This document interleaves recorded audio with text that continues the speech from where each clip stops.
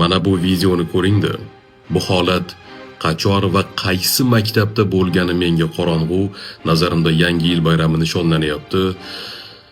Yil davomida odobdan, axloqdan, madaniyat va ma'naviyatdan dars berilsa-yu, yil oxirida mana shunday maynavozchilik, masxaravozlik, buzuqlik, beli ochiq raqslar qo'yilishiga qo'yib berilsa, buni qanday tushunish mumkin?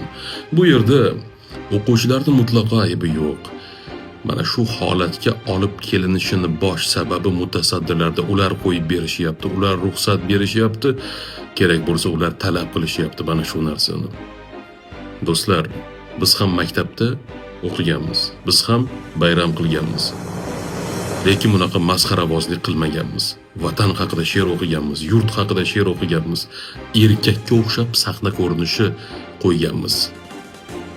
Bu videoni iltimos keng tarqalishi uchun bitta like bosib keting, do'stlaringizga jo'nating, xulosa qilaylik.